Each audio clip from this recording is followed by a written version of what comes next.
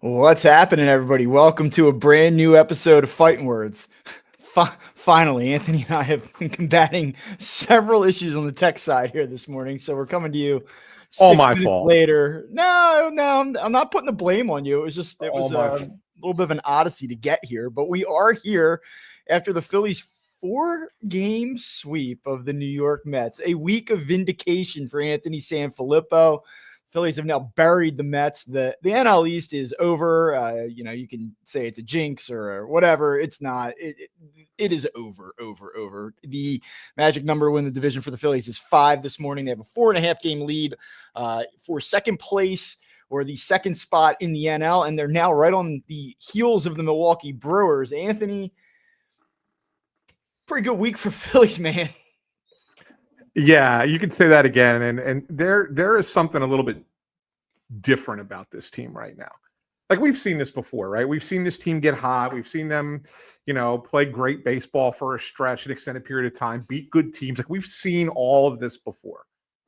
But there's something to be said for what they're doing right now and how they're doing it, and doing it in the face of adversity. I mean, as Chris points out, they just swept the Mets with no Trey Turner, no Alec Boehm, and I would add in no One of Zach those things Wheeler. is not like the other, but yeah. yeah, and I would add in no Zach Wheeler too, and they got great starting pitching throughout. And even last night when Luzardo had a terrible first inning, he then retires 22 in a row. I can't fathom that. I heard a stat this morning, and I don't know if it was part of the Phillies post-game notes where this came from, but Jesus Luzardo last night, or I guess the Mets, by extension, were the first team in the history of baseball to score 4 runs in the first inning and then not have a base runner for the remainder of the game in a loss. I mean, that's hard to do.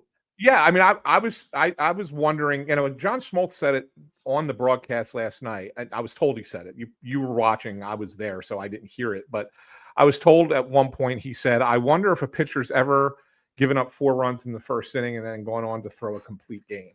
And the answer to that is probably yes. In historical times, back when pitchers used to throw old Bill McGillicuddy, 8 fingers McGillicuddy, and one of those guys, right? So, but it got me thinking, like, when was the last time a Phillies pitcher actually got 22 outs in a row? And like, my initial thought was Halladay, right? But it actually turns out, I did the research, and it was Zach Wheeler actually against the Mets. You may remember this game. August 8th, 2021. It was the day that they retired Halladay's number at Citizens Bank Park, and he threw a 2-hit complete game shutout. Yeah, I made Joe Girardi cry after the game. I asked him a question, and he teared up. Yeah, he gave up a leadoff double, got the next 22 batters in a row. Then there was a walk, and then he gave up a hit in the 9th inning, but 2-hit complete game shutout, and that was the last time. So, but but that was a game where Wheeler was dominant from Jump Street. Luzardo looked like he wasn't going to get through the second inning. No, and he did not. Then dominated the Mets thereafter. So that's a fascinating pitching performance, but just all around, Bob. I mean, it was all 4 starting pitchers were great. The lineup was really good. The outfield all of a sudden has gone from the biggest weakness of this team to one of its strengths. It's just right now things are a little bit different with this team. It feels a little bit different right now. And I'm starting to believe a little bit more in where they are, especially in the lot of how things are in baseball in general. They may very well be the best team going into the playoffs. Wow, there's a lot to unpack, and it's all good right now.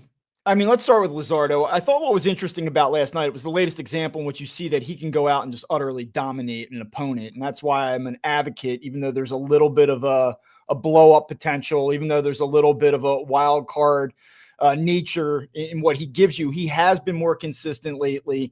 And the thing that was most impressive, and this is not exactly a earth-shattering take, but you see when things go wrong for Jesus Luzardo, a lot of times it really goes wrong and he can't stabilize. And I know he's a passionate guy. He's an energetic guy. And I think at times this season that's worked against him.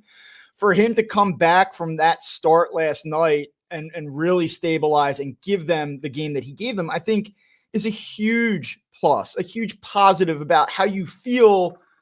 Again, you get into a playoff situation. What happens if the first inning's a little bit rocky? Like, is he going to break or is he going to punch back? And last night he punched back. And I think that you take that and you put that in the plus column for when you decide, are we going to use this guy in the postseason as a starter or not, which is something that they are evaluating in real time. I mean, after the game last night, Ken Rosenthal led with that. Like, hey, there's a lot of talk about how the Phillies are going to line up the rotation in October. Like, what do you think about yourself right now and how you're going? Like, this is a talking point. And I think last night he made a very strong case for himself to be one of those guys. Yeah, absolutely he did. And that was the most impressive part about it, Bob, was, and I asked Rob about this after the game. I said, earlier this year, he would have a bad inning and the game would go sideways on him. And when you look at it, I broke down these numbers too. I'll tell you what Rob said in just a second. I broke down these numbers too. He's made 30 starts for the Phillies this year. 26 of the 30, he's given up 4 runs or less, and yet has an ERA higher than 4. Yeah. Right. So those 4 starts that were terrible were god awful. But even in the 4 games that he gave up 4 runs, right, those games were shorter outings because he let an inning or 2 get away from him, had a lot of traffic, got a little bit emotional in the game. Remember the game up in New York against the Mets where he started barking at the umpire. He got thrown out as he was getting removed from the game. Like, so there are a lot of things like that with Luzardo. And Rob said last night, he said, I think he's learned a few things. And I think he's worked on it and realized that you can only worry about the next pitch and everything you do going forward and not think about what just happened. And that control what you can control. I know it's a very cliche thing, control the controllables, right? But it's really to the point where he has to just let go. Hey, it was a bad inning, but they still need me to throw at least 4 or 5 more. Turns out he ended up throwing 7 more yesterday. I got to go out there and do a job and keep this team in the game, give him a chance to come back. And boy, did he ever do it. So that's a big step for Jesus Luzardo as a pitcher, and something that the Phillies can look at and go, okay, maybe he can do this in the postseason when the pressure is at its greatest. Yeah, and look, I mean, if you just look at what happened this week overall, I begged, and I know you downplay it, and the Phillies downplay it, and I understand it. It wasn't necessarily about it being the Mets. It's about where they are in terms of the race in the division and trying to secure a bye, which is critically important for this team. You have to go out and at least split, and really, I think that this was a series where they needed to win 3 of 4 for a variety of reasons. Not to mention the fact that the Dodgers did take care of business against the Rockies this week in a 3-game sweep. So this was an important series for the Phillies and if you're the Dodgers right now, I know you're going to get a crack at the Phillies at home next week, but you have to be thinking to yourself, like, okay, we just put together a sweep at home and we lost a half a game over the last 4 days. I mean, that's a tough thing psychologically for the Dodgers. They're still 4 games back in the loss column, the Phillies, in terms of the bye. But the Phillies this week, I think, number one, you always said it was about the park and not about the Mets. And you're right, but I do think to some degree the fans needed to see the Phillies just beat the piss out of the Mets this week. I think that is something that everyone needed to see. There's no question. You could see it. You could see it actually just in the comments that we've gotten so far. I mean, you got Con Man coming on saying, go Phillies, muck the Fets. And he follows up saying, I almost never do this, but I actually broke down and went to the Mets subreddit to read the post-game thread after the game last night. Yeah, it was fun to watch those conversations, those dialogues take place about this team's cooked next year. I mean, because there was so much, even where they were at in the standings after that sweep up in New York a couple of weeks ago, there was a lot of people puffing out their chest about the Mets and how they own the Phillies. And so the Phillies still have the Citi Field thing that they're going to have to deal with at some point. Doesn't look like it's going to be this season. Doesn't look like it's going to be this October, but we'll see. Maybe. I think that right now you can kind of put the Mets own the Phillies thing to bed after this week. And it was just the nature in which they did it. And every game Steve points out, he's quoting you, by the way, Bob, from the other day. Yeah. Bury these guys, they stink. Bob Wankel, September 8th, 2025. Yeah. There you go. Yeah. There you go. I've been saying less lately. I don't know if you've noticed that. I've been saying less. Someone actually reached out to me last night, one of our listeners, and like, you've been very quiet on Twitter. Like, what's up? And I haven't responded to him yet, but I'm very busy. Like in my own life, I'm living with my parents right now as we're waiting to move into a house in 2 weeks. I got sick kids. It's been nuts. So I just haven't had time for the Phillies hot takes on Twitter. How long until a radio host asks if the Phillies have peaked too soon? That probably will happen today. That might happen this afternoon. That's a Rush Joy question. Of course, I'm glad he brought that up because it sort of dials me back into the point that I want to make. If you look at these teams since 22, each team's been a little bit different. And I think that you could make the argument, and I'll table the Wheeler injury for a second, and kind of work under the presumption that Trey Turner will be back in the playoffs. I think at this point in the middle of September, this is about as good as you could feel about any of these teams over the last 4 years. Because in 22, I know that we all feel so fondly about that team, but people were done with that team in September. It was the same old Phillies. They were about to collapse, and they finally break through when they're down in Houston and get in. But there was not a lot of optimism about a lengthy Phillies run in 22. 23, maybe a little bit more expectation, but the conventional wisdom was that the Braves were going to come get them this time. They weren't going to let that happen again. Last year, obviously, they run away with the division. They win 90 whatever games. But we all felt it a little bit, right? Like, hey, this team's been largely mediocre for 3 months now.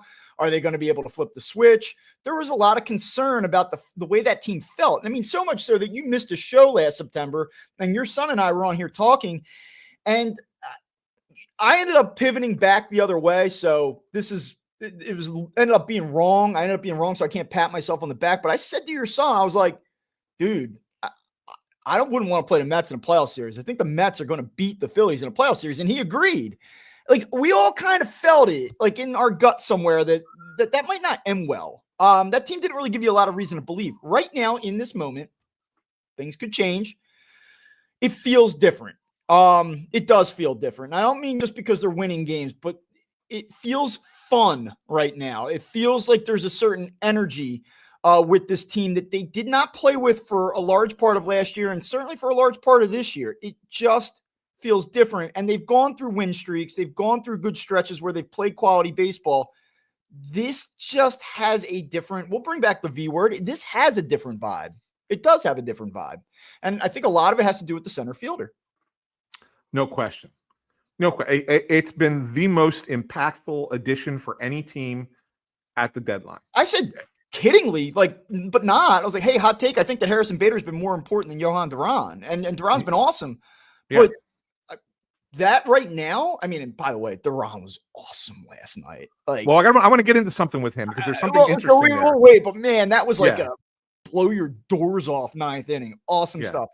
But yeah, I mean, look, Bader, the production is unsustainable. He's not this good, but he's been awesome. Just the flair, the way that he plays, it's just a different juice that this team so desperately needed. No, and there's no doubt about it. And it's not just the way he's playing on the field. It's an energy that he's kind of brought to the clubhouse. And it was that same kind of energy. And I talked to Garrett Stubbs about this. Because Stubbs knows Bader. They're obviously, Bader was supposed to be on Team Israel 2023, but he had an injury, had to pull out of playing for them. He's going to play for them in the World Baseball Classic in 26. But they know each other pretty well. And so I asked Stubbs about it. I'm like, listen, I said, you're a guy who kind of has a sense for what players mean to a clubhouse, in the clubhouse, right? Not necessarily out on the field. And he said it's the biggest thing. He says you don't think about it. He says people laugh about it when you talk about it, but when you're playing 162 games and you're playing this every day and you come in, it can kind of get monotonous. And he said you need personalities in a clubhouse to kind of break up that monotony, to kind of change the vibe. And he says, you want to make fun of it, but it's legit. And he says, when you look at what they've brought in here, he said, David Robertson's a guy that's like that. Very, very fun loving, outgoing, outspoken. There's a lot of people who believe that he might've been the guy who cut the cheese behind Aaron Nola. I have that smile. Yeah. So that happens. And then you bring in Bader, who's very much the same kind of energy guy, and he keeps the clubhouse light. You bring Stubbs back after September 1st, and there's a lot of fun going on in that clubhouse afterwards now with the smoke machines and everything else. It's all happening again. It feels like 2022 all over again because of the addition. Phillies fans are, myself included, like are sort of like miserable by nature these days. And I just can't believe, I can't believe the reaction of Garrett Stubbs coming back. Like there is something to be said for, hey, you didn't have a more meaningful player to bring up here to help bolster this team. And I know that people are tired of the way that the clubhouse needs to feel, or the certain emotional or aspect, or the energetic aspect of it, because they haven't won the World Series. And that was such a big talking point about this team. And it hasn't cashed in. So people don't want to hear it anymore. Doesn't make it less true though. I mean, everything that you're saying, I very much believe in. I believe that guys that enjoy each other, that have fun with one another, that are bolstered by it. Doesn't mean you have to have 26 clowns in the clubhouse, but you need some of that, because the weight and the grind and the cadence of a season can crush you, especially when you're playing with the burden of great expectations and in the ghosts or in the shadows of playoff disappointments over the last number of years. You know that weighs on these guys. And I think for a lot of points, it has not looked fun. It hasn't looked fun. You can win games. Like the Phillies have had good stretches this season, and it didn't look fun. It didn't look like they were necessarily enjoying it. And, now it does. And I think part of that is because you're getting contributions from multiple places. Like, it's not just that, Harrison Bader showed up in center field. Now everything feels different. But I think that's the starting point, the catalyst of it. Yeah, there's no question. By the way, Robert Maurer says we got to stop because we're giving him hope. But no, you're 100% right. I mean, if you've ever been on a team, you understand that kind of intangible, right? Like it's not why it's important for a team to have that kind of feeling about each other. There have been teams that have gone out there that have been successful to an extent, but never got over the top because they didn't really particularly like each other, or didn't particularly like being around each other. It took me a while to buy into that at the highest levels. Like, having been around high school baseball, the better teams that I've been around are the ones that loved each other. Like, that really played for one another, that wanted to see other guys succeed. Like, they were able to say, like, hey, I want to perform and I want a chance to play. But if I'm not, and I'm not getting that opportunity today, I want this kid to do well. I want, like, and that's a youth sports thing. That's a high school sports thing. But I think that there's something to be said for it, that it can, even with all the money and all the expectations and all the eyeballs and all those shows and content, like, it's at the core of it, it's still sports. It's still human beings. Yeah. And I'll tell you, a guy who doesn't get enough credit for that is Brandon Marsh. He's always been a guy that is, when he's not in a lineup, is out there cheering on the guy. That goes back to Johan Rojas. I mean, even when Rojas was taking his playing time, I mean, Brandon Marsh is always a top step guy cheering him on. And look, I mean, you're getting this buy-in from all the outfielders, Bob. Yeah. I mean, you didn't think you were going to get it from Castellanos because he was a bit mopey for a while, but even he's turned it around. Yeah. And he's playing well now. He's contributing when he plays. And he's part of it, right? I give him a lot of credit, because he could have continued. He could have continued down that road, like the mopey, like I'm not happy. I'm not going to be disruptive, but I'm also going to let you know that I'm not thrilled. And I'm sure he's not thrilled, and he shouldn't be. Like, he shouldn't be, because as a competitor, you want to be on the field. But I think that I'll give the Phillies credit this way. I mean, we were banging the table for months to, like, hey, you gotta pull the plug on this everyday Castellanos thing. This just didn't make sense anymore.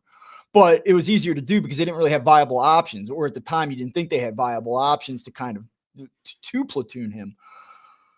I think had they did this in the end of July, it might have been received differently. It's like a soft landing. Like, I think for a while they saw the writing on the wall, like a declining player, a guy who can still help them, but he's certainly not what they had hoped he'd be or what he was.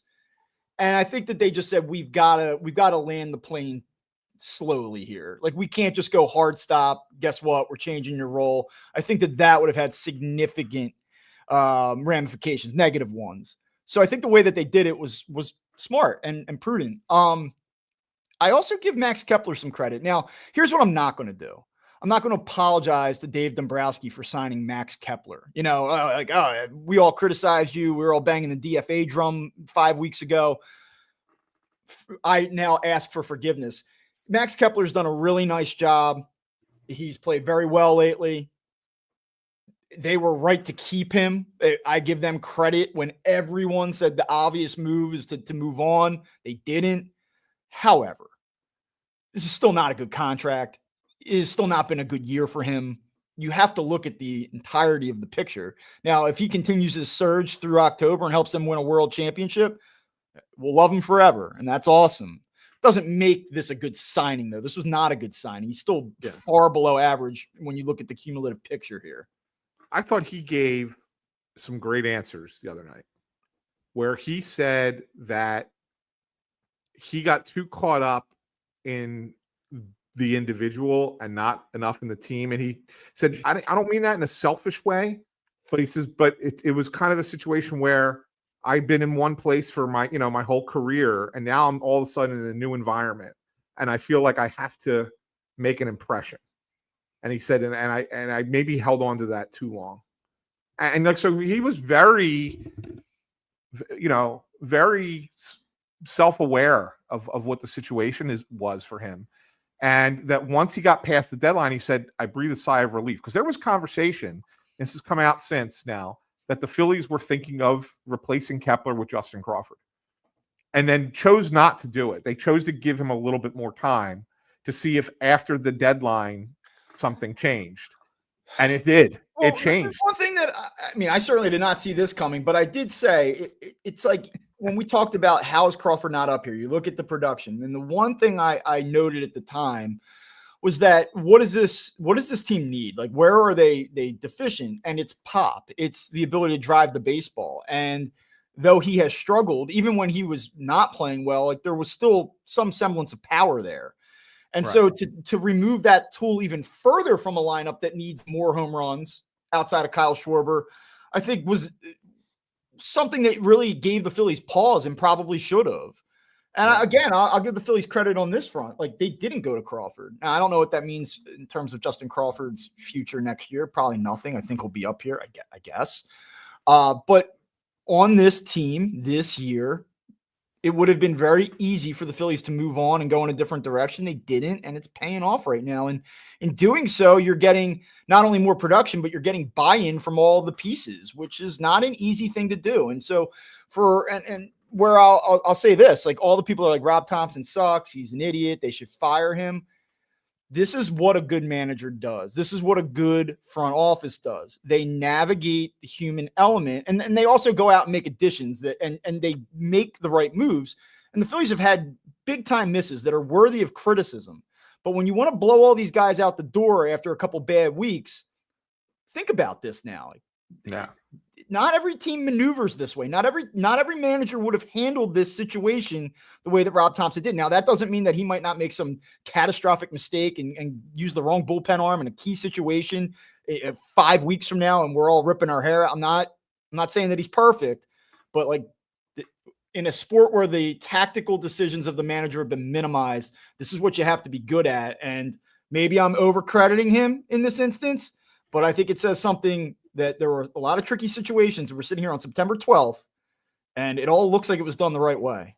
Yeah, I agree, Bob. And I wonder if the Phillies, I don't even know if they need to pass the Brewers, to be honest with you, for this to happen. But considering what they've had to navigate this year, from injuries, losing your best pitcher, then losing Turner for a little while, losing Harper for as much time as they did earlier in the season, having Alvarado suspended, and potentially finishing with the best record in baseball.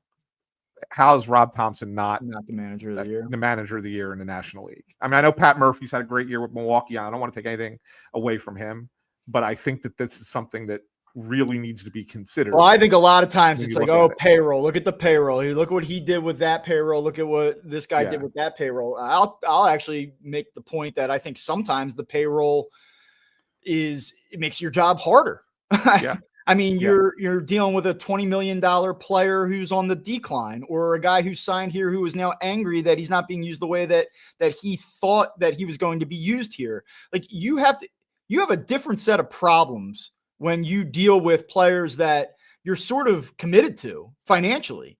And it's not like all these big contracts have gone out there and been awesome all year. And he's just sitting back and going like, huh, I mean, he's had to make this work. So I think it would be a mistake to just say, oh, look at how much they're spending. I could run that team. I think it's much more complicated than that. Yeah. By the way, Kyle Seiler made me chuckle during your Matt Kepler monologue. And when he said Kepler's going to end up being the World Series MVP. I don't know. I mean, it's funny. People are like, you're giving me hope. And I think we've had a little bit more of a, I don't want to say negative outlook on where this is going to end up, but I've long said I don't think that this team's going to win the World Series, not just because the probability of any team winning the World Series, you would take the field typically. I will say, I mean, it's prompted by the Jason Stark comments this week, talking to rival GMs, people around the sport. A lot of them are saying that the Phillies are the best team that they have faced. And that's interesting to hear. You and I have both mentioned this numerous times that when it comes to baseball, you watch your team. And so you see the imperfections of your team, and you're not as dialed into the Dodgers on a nightly basis or the Mets on a nightly basis or whoever, the Brewers. Brewers were crazy good for 5 weeks. And since then it's been like, the Brewers just got swept. Yeah, they have some issues now. They got swept by the Rangers? Yeah. But in the NFL, like if you're an Eagles fan this morning, right, you just watched Green Bay destroy Detroit and then beat up Washington pretty good last night. Green Bay looks legit. And if you're an Eagles fan, you're probably thinking to yourself, okay, like I see the Packers. But you're like, well, Jordan Love wasn't that good. And, Washington is Jaden Daniels, sophomore, something. You're able to pick apart the other team and make yourself feel better. In baseball, it's harder to do that. And like you look at where the Phillies are at, they have the best home record in the National League. They have the second best run differential in baseball. They have the second best record in baseball. Like objectively speaking, you can't say that this is not at worst one of the 4 best teams in the sport. And if you just look at the numbers, like they're not lucky to be the second best team in baseball. They're doing it right now without the second best pitcher in the National League. Yeah. Yeah. And not only that, Bob, I believe they have, and I was trying to find it real quick, but I think that they have the best record against teams with winning records. Remember that talking point? Like, who did they beat? Yeah. Who have they beat? Yeah, they don't beat anybody. And I'm pretty sure they do have the best record in baseball with against teams with winning records. So that's just another thing. I want to answer this one question, though, before we move on to the next topic. Chris Freed asks, does Bader agree to play under his mutual option for next year, or will he seek a longer contract? The answer to that is there's no way in hell he agrees to abuse. The Phillies would love it. The Phillies would absolutely love it. They'll pick up their end. There's no way Bader agrees because he'll get a multi-year deal that will pay him more than what's left on this contract. Especially the way and plus, I mean, the reality is not only is he coming into a free agency period where he's playing the best that he's ever played, but I mean, if they win, the value just goes through the roof. And like, he's a guy that probably at the start of the season wasn't thinking about a 3-year deal for $36 million, possibly. Like that was not what was probably on his radar. Is maybe hoping that would be the case, but that wasn't really the bet. And now you wonder, like, what would it take? I know we talked briefly about this the other day. What would it take to get it done? Would it be 2 years, 30? Would it be 3 years, 38? Like, what does that look like? I don't think that you get into a big time, average annual value type of deal, but would you give him $12 or $13 million on a multi-year deal, for 2 or 3 years? Maybe. It's a great question, but he's another player over 30, right? And you got to think about that. And that's the other thing too. Like, it's easy right now. You just beat up the Mets. Everyone's feeling good. Get back to me in a month too. Like if the Phillies go out in 3 games or whatever it is next month, we're all going to go, all right, like they're old. We got to move on. Let's turn the page. So like, that's not a decision that should be made in this moment. But to the question, I don't see the mutual option at all. He will get multiple years at least $12 million a year. Yeah, I agree. I want to talk about Duran. right? Because you talked about how awesome he was last night. Yeah. He struck out the side in the 9th inning, blew away 2, 3, and 4 in that lineup. Soto, Alonso, Vientos. Can I just quickly just say that was awesome, but Monday night was awesome because that was the game that you're like, here we go. Like, yeah. And he was able to miss bats and get out of that as well. Like, it's a good week for him. It was, but I want to talk about why. And I'm glad Smy Guy mentions this. He throws it up. He says, knuckle curve was filthy. So here's the thing. And I want to credit JT primarily, but the team, like the pitching staff, pitching coaches, the catchers in the room and the planning thing, everybody. They really said, look, you throw a third pitch. It's a big difference in velocity from the other 2 pitches you throw. Why not throw it more? And Duran, basically, I asked Duran about it, and he says, yeah, if they call it, I just throw it. He's like, whatever. He's like, whatever JT flashes down, I'm going to throw. Like, he's not questioning what the Phillies are asking for. And what they've basically turned him into is a pitcher who now keeps batters off balance this week. And that makes now all of a sudden, if everything's 99 to 102, and you keep saying, well, why are they making contact constantly? And it's like, well, yeah, if all they're getting is velocity, they're going to make contact. But now all of a sudden you start throwing something in that's 89, 90, and now you have to kind of guess, am I getting that or am I going to get 102? Now the batter's off balance. Now it's much more dangerous, and now he's that much more effective. Yeah. And so the Phillies are making him an even better reliever than he was coming in here. And the best part about it is, Bob, he still hasn't walked anybody. He's been here over a month, 5 weeks, and still has not walked a batter. Yeah, so with the Phillies now, he has made 17 appearances. He's pitched 14 2/3. He's allowed 12 hits, no walks, and 20 strikeouts. Opponents hitting .214 against him, and a lot of that has been extraordinarily weak contact as well. Yeah. It's been impressive.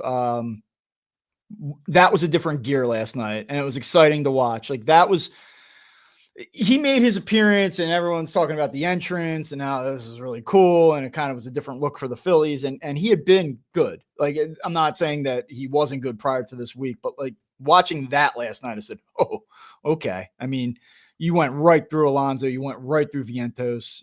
I mean, it was good. Okay. And I really want to kind of real fast, you kind of talk about, the Soto was 3 pitches. He went splitter, curve, fastball out of the zone.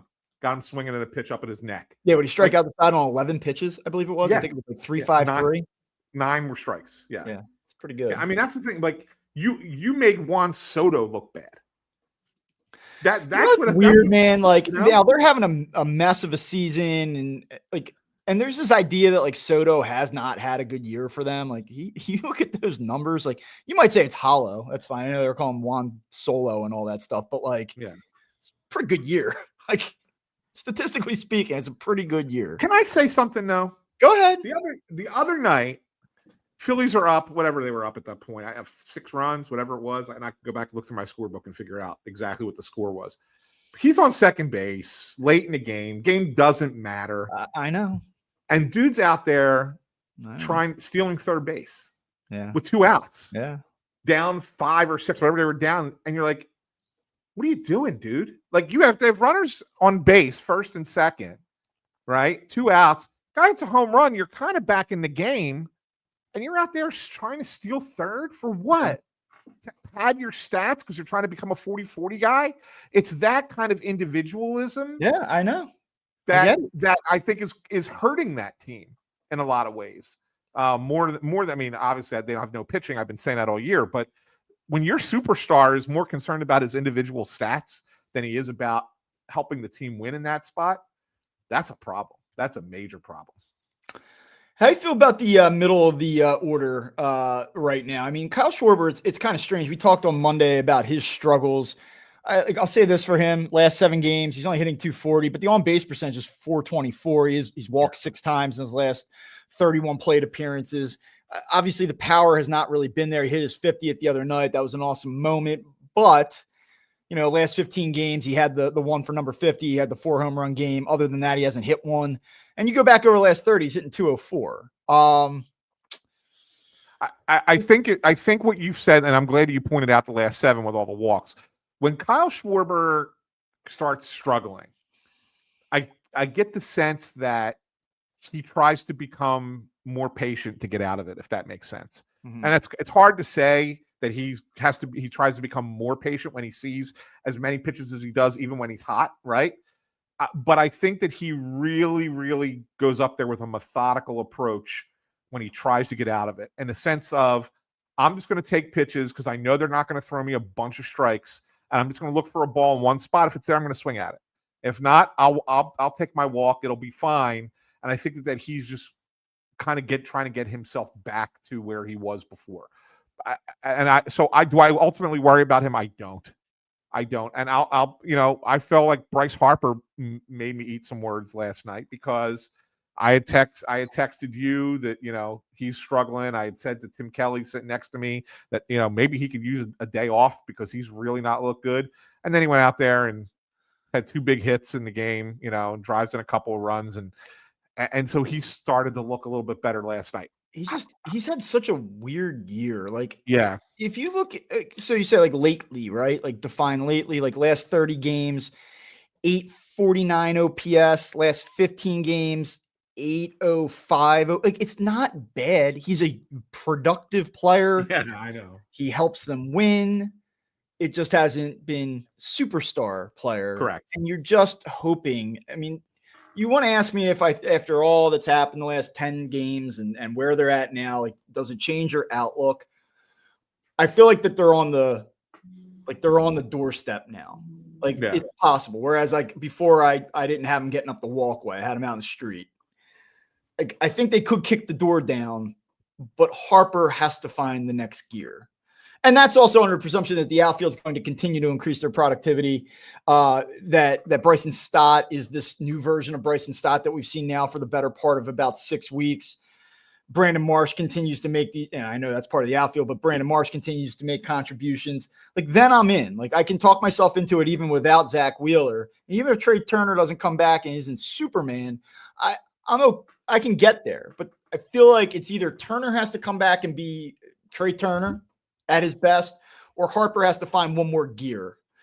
Then I can talk myself into it. Yeah. As Bamman 100 says, runners in scoring positions, what's been killing Bryce lately. He has struggled with runners on base, although he did get the hit last night down the line. Alonso knocks it down, but I mean, that's a big hit, and you saw him celebrate it like it was a big hit. Like, he was fired up about it. I think that Bryce has gotten a little jumpy, to be honest with you. Like, you talk about the OPS numbers, and they're there. But if you look at those and I don't have it right in front of me, but if you look at his on-base numbers over that same stretch, he's below 300. Like, he's not getting on base. Let me see. I do have it in front of me. So let's see here. I said I had it in front of me, do I? Yes. Yeah, his last 7 games, a 290 on base. His last 15, 313. His last 30, 328. I mean, that's not what you're accustomed to seeing with him. Right. He's usually 370 and above. Yeah, I mean, he's a career 387 on base percentage. Yeah. Yeah. And so that's the thing. So, like, I think that his at-bats are kind of, Ross just says it. He says just rushed his at-bats. And I really do believe that. I think that's a thing. So, Amy, just so you know, we did talk about the awesome outfield. So when we're done the show, go back and watch the beginning and you'll hear us talk about it. I've always believed in the Phillies outfield. Yeah. Here's an interesting one from Kevin. And I'd like to address this a little bit. Possibly leaving Bader at the top of the order, even when Turner comes back. Go ahead. I wouldn't, but I get it. I wouldn't either because just Turner was so good in that role. I think Bader can provide you just as the same thing that he's providing you somewhere else in the lineup, and it makes it a longer lineup. Yeah. Turner, just put Turner back where he was successful. Yeah, especially because not that Real Muto's been bad, but like Real Muto's cooled a little bit now. Like, yeah, I just feel like you need Bader hitting in the middle back part of that lineup to lengthen things out a little bit. That's my hunch in the moment. I agree with you. All right. I am on a little bit of a time crunch here. I don't know if there's anything else you felt like we had to talk about with the Mets series. Otto Kemp? Yeah, good for Otto Kemp. I don't like Otto Kemp. That hit last night won them the game. I mean, if he doesn't start that, I don't think that they catch any momentum and come back into that game. I think that's when we say we did what we needed to do. Great series. Let's move forward. Couple big hits for him in this series. I don't think that Otto Kemp is a starter, like an everyday guy, even beyond this year, like, looking forward, like what do they have in him? But he's acquitted himself as a useful piece, I think. Does he make the playoff roster? I don't know. I mean, you've probably performed that exercise more than I have at this point. I think there's a chance he makes the division series roster because you can go with one less pitcher because it's only a 5-game series, right? And there's an extra day off, so your bullpen is never going to be – they're always going to be rested. As far as beyond that, I do think that he would probably need somebody to be injured. To make the I don't think he'd be a part of it this year. And I don't know how you factor in his potential contributions next year. Like, my sense is that he's a Major League Baseball player. Yes. I just don't know that I would want to rely on him in a meaningful way for an extended period of time. But in terms of, plugging holes, a guy like Bohm goes down, can you survive with him? Yeah, absolutely. He's done more than enough to show that he can do that. He could be a bench guy, gives you 250 at bats a year. Yeah. And be very useful. I do think that. So that was the other thing on Otto Kemp. All right. I know you got to get out of here. So let's do one last thing. I do. The only other thing I want to do is just look at this weekend. I think that the Royals are going to win 2 out of 3 this weekend against the Phillies. Pitching is not great, though, for them. No, it's not, but it's not great for the Phillies either, especially if you don't know what you're getting out of Aaron Nola on Sunday. I mean, you're going to get Walker Buehler tonight, which I guess we'll see. I mean, I think that there could be 2 very different extreme outcomes in that start. You get Walker, who, I mean, like, come on, let's be honest, what's he going to do? Give up 4 runs in the first 2 innings and then probably get them through 6. And, it's 6 innings, 4 earned, 7 hits, 2 walks, 3 strikeouts. Like, and I'm not saying they can't win because of that, but like, I don't feel great about that. And this Cameron kid, the lefty that the Royals are going to throw on Sunday, has been pretty decent. I don't know, man. Like, I just feel like there's a little bit of a letdown spot unless you so much believe that the Phillies are like, we want to finish this deal this weekend. And then we can talk on Monday. Hey, not have the Phillies peak too soon, but I can get behind the letdown. But at the same time, you also have an opportunity here to make the Dodger series less relevant. Right? Is that really in the Phillies' nature? It's not. And that's why I think you might be honest with you. Like, you might be right because of that. What's the more likely scenario on Monday? Like, Phillies are up 3 or are they up 5.5? Right. I mean, maybe it really is different. I think we're in store for some drama and some tense moments next week. That's my guess, but we'll see. That's good. It's better. It's good for me. I'll be. But you look at it. I guess I have my football brain rolling right now. I'm just like, huge series. You're coming off of a sweep. You're looking ahead to a huge series. You're in this little bit of a sandwich spot. Your pitching's not great. The Royals aren't bad. They're not awesome, but like, they're functional. I don't know. We'll see. Yeah, I probably would lean a lot more your way if this was a road series. Phillies have just been fantastic at home. Yeah. I mean, they're just so good at Citizens Bank Park. And so, like, that's the one thing that makes me say I would probably go 2 out of 3 in favor of the Phillies as opposed to the other way around. But I'm perfectly – I can see how you would go 2 out of 3 for the Royals. Absolutely. Yeah. I mean, and the Royals are a game over, 4-6 in their last 10. They kind of feels like they faded out of a playoff run here. Like, they're kind of just not close enough. So I don't know how dialed in they are. I don't know if you're going to get their best shot because this is sort of their last shot to go. We'll see what happens. What's interesting though is you start looking around those standings, and to your credit, you sniffed this one out a while ago, but start to look at that wild card now, and it's funny to say, like, well, hey, look, the Phillies sort of wrapped up the division, but what they've also done is put the Mets in a very, very shaky spot now, where they're clinging, and you've got the Reds right on their heels, and you've got the San Francisco Giants right on their heels. And that is especially of interest to the Phillies, the Giants, because with a good weekend this weekend, the Giants can not only essentially lock up a Phillies bye, but they can also potentially put the Mets out of the playoffs. I mean, like, well, that's and not only that. So here's the thing with the Giants have, it's working to their advantage. They're 2 games behind the Mets. Yeah, they still have to catch them, and that's, it's not necessarily the easiest thing to do. 7 games left against the Dodgers. If you're the Giants and you do well against the Dodgers and get yourself into the playoffs, you're going to play the Dodgers again. So there's a real opportunity here for the Dodgers and Giants to play like 10 times in the next 3 weeks. And that would make for a really wild scenario in the playoffs, especially if they meet up in a 3-game series, leading into, and then having the winner having to fly cross country to play the Phillies after that. Like, that there's a lot that can really work in the Phillies' favor with the San Francisco Giants. And it's what I asked for 2 weeks ago when I brought that up is now here. And so it's on the Giants now to kind of make it come to fruition. And then the other really interesting series is the Mets. I mean, now you have the Rangers coming to New York. DeGrom tonight. DeGrom versus the kid, what's his name, Tong or whatever. Yeah. I mean, this is a really important series for both of these teams. The Rangers are 7 games over 500. They're 2 games out of a wild card spot. Like, both of these teams are playing for their postseason lives here this weekend. This is a crucial series for both of these teams. So not only do you get the Phillies, but you really, if you're a baseball fan and if you're a Phillies fan, you can start to really look at the scoreboard and say, wow, these games have huge importance. Yeah, absolutely. By the way, video guy Amadeo points out, hey, they won 2 out of 3 in Miami between the Milwaukee and the Mets. True. So that is true. There's that. And Smy Guy's asking us to shout out his friends who are going to watch us later. So shout out to Zach and Ferb. Hey, Zach and Ferb. Good to nice. We'll see you. All right. One last thing. This is kind of related to the Phillies, but kind of not. I wanted to kind of bring it up just because I thought it was such a great thing. Tim Kelly was asking Walker Buehler. I don't know if you saw the video clip, but asked Walker Buehler yesterday about pitching in AAA and then having the ABS system, the challenge system for the strike zone.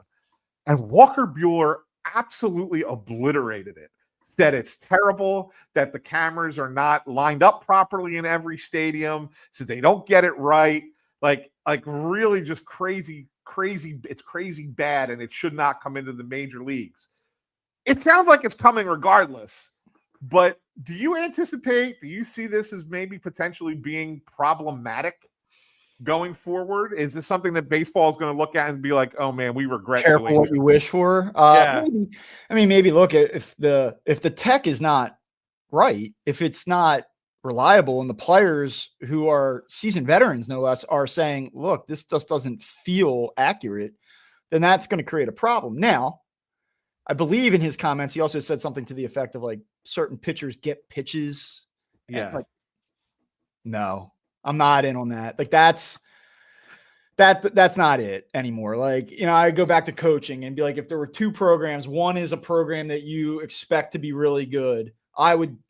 This was a go-to line of mine with umpires. Like, hey, I know they're good. I know they're supposed to be better than us, but like, they don't get that pitch just because they are who they are. Like that's like a little, like that's like a little entitled. I don't agree with that. Like, it's a strike or it's not a strike. Yeah. I'm in agreement with you there. Like, I don't believe in the whole, oh, well, this guy is he's been around and he's earned an extended strike zone. That extra 4 inches off the plate. Like, I'm not with you. I'm not with him on that at all. But I am with him on the human element is part of the game of baseball. That part I am with him on. It always has been part of the game of baseball, and why we should change. I'm not a big fan of changing it. I understand replay. I still think replay gets stuff wrong. Like, I think there's times I watch a replay and go, oh yeah, and they still get it wrong, and it's like, how do you get it wrong? I just watched the replay. I just think that if you go to a full tech system, I kind of disagree with that, because like at the core of it, like I do agree that there's a human element to the game and it's very important to the game. that being said, like in a crucial moment, like Angel Hernandez should not have, or used to have the ability. He's not anymore, but he should not have the ability to call a pitch that's 8 inches out of the zone for strike 3. Like that's not part of the game. That's not good for the sport. So like I see both sides, because it is a careful what you wish for situation, and you are starting to go too far away from what has been the historical DNA of the sport. Like I'm with you on that, but is there an in-between? Like, where do you draw that line? Yeah, and I'm okay with an in-between. I'm okay with a challenge system as long as it's not abused. What I don't like right now that I think that they do too much, Bob, is they give the teams too much leeway on how much time they have to review a call before they have to say whether to challenge. I think the Phillies were late earlier this week with a review, and they got away with it. Like, if you want to make a challenge it. Like, don't give me 20 There's seconds. Part of me that actually doesn't think that you should be able. I know in football you can, and I think that that's fine. But for some reason in baseball, like the whole and then turning around and going like this, I think it's like kind of like a clown show. To me, it's like, do you think the call's wrong? Challenge it. Challenge it. Yes, right away. Just challenge it right away. And that's it. And put it on the manager. Make it something strategic. Let the manager make that call. Yeah. Or are you good at challenging it, or are you not? Right. Yeah.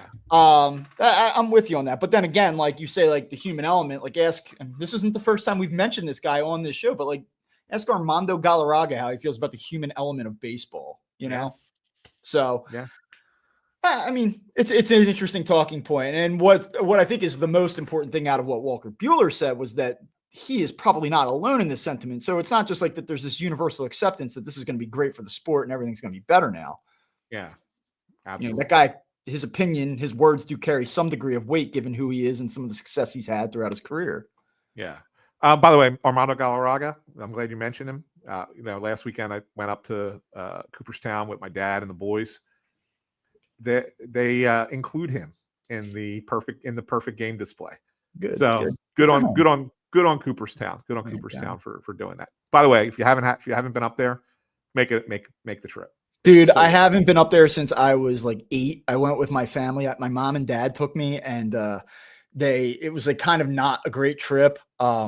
We stayed in like a motel that was a little outside the town that was a total dump. It was like one of those ones where we're going to come home with bed bugs. And I know you can be clean and get bed bugs, I know. Yeah. But it was like one of those ones where you're like, we need to fumigate the car. And it just was not a good trip. And I've always said, if we go back to Cooperstown, we got to find the nicest hotel and have a first-rate experience. Do what we did. We got an Airbnb, and it was a beautiful home. It was awesome. We were 10 minutes outside of town, and then the town of Cooperstown itself is great. It's everything. And adult me hears that there's some drinking options up there that I might. Yes, there are some drinking options up there. That is on the to-do list. I might wait for my son to get a little older. He's sort of not into the sports yet. So, but but it's definitely worth it for the fans watching. If you haven't been, take a week. It's only you only need one day at the hall. You don't need more than a day. So just it's a weekend trip. You go up Friday night, hit a bar, spend all day Saturday at the Hall of Fame, do a nice dinner afterwards, and drive back Sunday. That's what we did. That's all you need to do. But it's a great day to go to Cooperstown and spend a day at the Hall of Fame. Very cool. All right, let me get us out of here because I know you gotta run.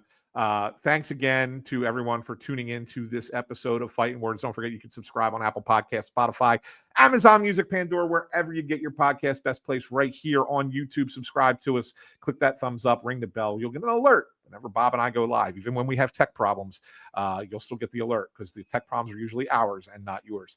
And if you're listening in the podcast feed, make sure you don't ever miss a show by finding us on YouTube at youtube.com/@fightingwords. For Bob Wankel, I'm Anthony Sanfilippo saying have a great weekend, everybody. We're going to do this on Monday. I don't know, Bob. I guess we're going to have to get up at the crack of dawn out in Los Angeles to make it work. We'll figure that out. We'll figure out how to do that on Monday. But we'll be back on Monday to talk about the Royals series and to look ahead at the big Phillies-Dodgers matchup next week from out at Dodger Stadium. So for Bob, I'm Anthony saying have a great weekend, everybody.